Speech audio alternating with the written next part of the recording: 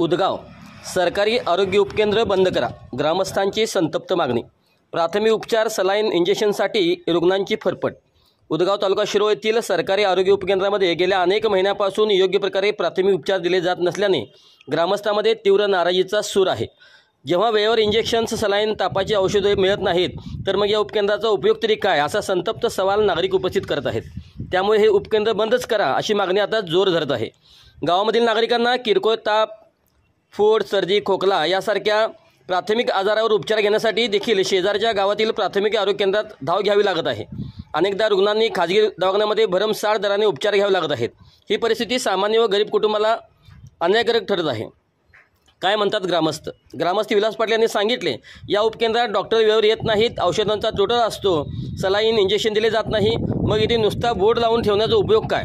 ग्रामसेविका शकुंतला मोहिते म्हणाल्या, गर्भवती महिलांना तपासणीसाठी दुसऱ्या गावात जावे लागते। आरोग्य सेवा ही मूलभूत गरज आहे, पण ती उपकेंद्रात मिळत नाही, तर या उपकेंद्राची गरज काय। आरोग्य विभागाच्या हलगर्जीचा परिणाम गेल्या काही महिन्यापासून उपकेंद्रात सॅनिटरी सुविधा नाहीत, पिण्याच्या पाण्याची सोय नाही, औषधाचा साठा अपुरा आहे। त्यामुळे गावकऱ्यांमध्ये शासनाविषयी नाराजी वाढली आहे।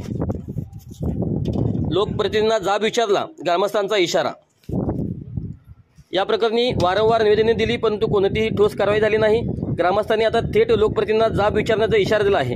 येत्या आठवड्यात जर स्थिती बदलली नाही तर ग्रामसभा बोलावून आंदोलन छेडले जाईल असा इशारा देण्यात आला आहे। उदगाव आरोग्य उपकेंद्र हा ग्रामीण आरोग्य सेवाचा कणा मानला जातो, परंतु या कण्याला आता सरकारी दुर्लक्षामुळे अधपतन आले आहे।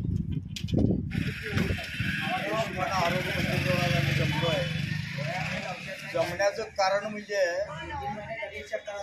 आज 80-85 वर्षाची म्हातारी जी आहे, मग अशी 2 म्हातारी इथं आली आणि म्हणाली, मुलांना इथं काय औषधं नाहीत, नुसताच दवाखाना कशाला काढला आहे म्हणताना मी इथं सहजवारी इथं विचारायला आलो, तर खोकल्याचं औषध संपलंय म्हणल्यानंतर ह्यांच्या वरच्या अधिकाऱ्यांना मी फोन लावलो, जयसिंगपूर प्राथमिक आरोग्य केंद्रात।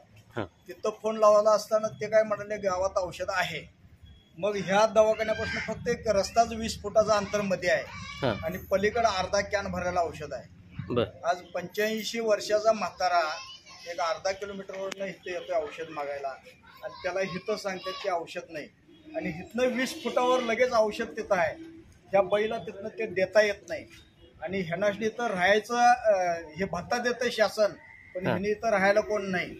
ते देखील त्यांच्याकडं सगळं भत्ते आजपासून किती वर्ष त्यांनी आहेत तेवढे भत्ते त्यांचे सगळे वसूल करून घ्यावात आणि ग्रामपंचायतीकडं कारण असला कुठलाही कागद इथनं पुढे मिळणार नाही।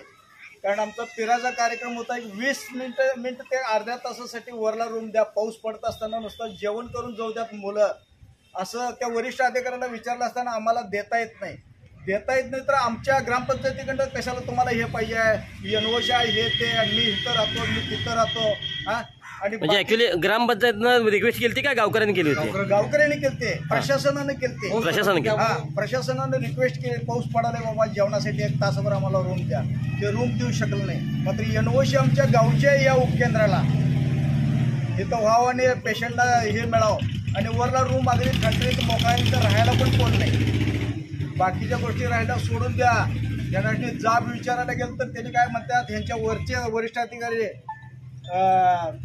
देता येत नाही हे तर बोलतातच, पण त्याला काय सांगायचं, शासकीय कामात अडथळा आणि अदखलपत्र गुन्हा तुमच्यावर होईल, भीती घालतात। मग ही लोक आमच्यासाठी असताना बाकीच्या गोळ्या आल्यात म्हणून सांगतात काय बघा, हे सांगत नाहीत, पण गुन्हा करायचं हे त्यांनी मात्र लगेच सांगायला चालू करतात। त्याच्यासाठी शासनानं त्याच्यावर कठोर कारवाई करायला पाहिजे। त्यांच्या वरिष्ठ आंबेडकर साहेबांनी देखील यात जातीनं लक्ष घालून एक कार्य त्यांनी पार पाडायला पाहिजे। एवढं बोलताना मी मला 2 मिनिटाचा आज जो इथं प्रश्न जो निर्माण झाला औषधा संदर्भात, तुम्ही इथं आला आणि औषध वगैरे नाही ते तुम्हाला समजलं, त्या संदर्भात तुम्ही आत कुणाला भेटला नेमकं? त्या कोण मॅडम आहेत त्या मॅडमना भेटलो। मॅडमचं नाव काय? तर मॅडम म्हणाले, मी 15 दिवसापूर्वी हे केलोय। मग 15 दिवसाचा पगार यांचा कट होतोय काय? नुसता हिने बसूनच पगार खायलात ना, त्यांची जबाबदारी आहे की बाबा औषध लगे अर्जंट मिळायला पाहिजे। वयस्क मंडळी आहेत, पावसाळा 1.5-2 महिने झाला पाऊस धुयाला आहे, म्हाताऱ्या माणसाच्या हाताला कामं नाहीत, लोकांनी कामं नाहीत, गोळ्या तरी फुकट मिळतील म्हणून लोकही आल्या, ते देखील कार्य यांच्या हातनं बरं होईल. आजचाच प्रश्न आहे का ह्याच्या आधी पण असंच होत आलंय त्याच्या का? आधी बी होत आलंय, डॉक्टर पाखरे होत असल्यापासून होत आलंय, आणि त्या वास्कर मॅडम होते त्यावेळी बी असं झालंय. तुम्ही आरोग्य अधिकारी वगैरे आता जे आहेत त्यांना वगैरे या संदर्भात कल्पना दिली का की असा विषय वेळच्या चालू वेळी आहे? आम्ही कल्पना देतोय, पण ह्या कल्पना कशा आहेत तुम्हाला माहित आहे, म्हणजे त्यांनी देखील एकंदरीत दुर्लक्ष करतात दुर्लक्ष करतात. असं तुम्हाला म्हणायचं. होय. आता तुमची काय मागणी आहे या संदर्भात? आता काय वेळेवर औषध पुरवठा व्हायला पाहिजे. घरो मलेरियाचं पेशंट गावलंय, त्याच्या भोवतालची तपासा, इथं तळ्यामध्ये पाणी साठलंय, पाण्यात मासे आणून सोडा, जळकं डिझेल टाका, डास वाढल्यात, त्याचं काय त्यांच्याकडे हे नाही. घरोघरी नुसता 10 घरं केली, 3075 कुटुंब आहेत, रोज यांची 10 घरं म्हटल्यावर वर्षात किती कुटुंब करणार आहेत त्यांनी जरा बघा. हा आणि बोला, वगैरे जरा आपल्याला कोणतं बोला. बोला. तुम्ही बोलता मॅडम बोला. तर सलाईनची सोय नाही. मी सकाळी यांना फोन लावला, बाई पण झालं तिला लागलं गेलं पडलं तर त्यांनी ड्रेसिंग करा म्हणतात, त्यांनी ड्रेसिंग जावं म्हणतात. गोळ्याची सोय नाही, कसलं काही सुविधा नाही दवाखान्यात. या सलाईन लावते म्हणजे म्हटलं सलाईन नसत्या, इंजेक्शनची सोय नाही. मग दवाखान्यामध्ये ऍक्च्युली करतात काय मग? काय करायचं, गोळ्या असलं तर देणार, असं तर नाही. बरं. असं उलटी व्हायला लागली जयशिंगपूरला, ताप आलं जयशिंगपूरला, काय पण झालं जयशिंगपूरला जायला सांगितलं. बरोबर पडलं, पेशंट लागलं तर तुम्ही न्यायला पाहिजे नाही आम्हाला. त्यांनी म्हणतात तुम्ही घेऊन जा, तुम्ही बोलवून ॲम्ब्युलन्स, तुम्ही संग जायचं त्यांच्या, आहे की नाही. आता त्यांना कोण नवरं नाही, नवर वारल्या, बारकीवरी पोर आहे, त्या बायकाने काय करायचं त्या लेडीजनं. कुठं काय लागलं मुलासनी, पडली केली, अंडं ते जयशिंगपूरला तुम्ही घेऊन जायची का आम्हाला जा म्हणताय. त्यांची जायची परिस्थिती नसते, त्यांची नाजूक परिस्थिती असं नाही. काय लोकांना कामं नाही. होय, कामं नाहीत.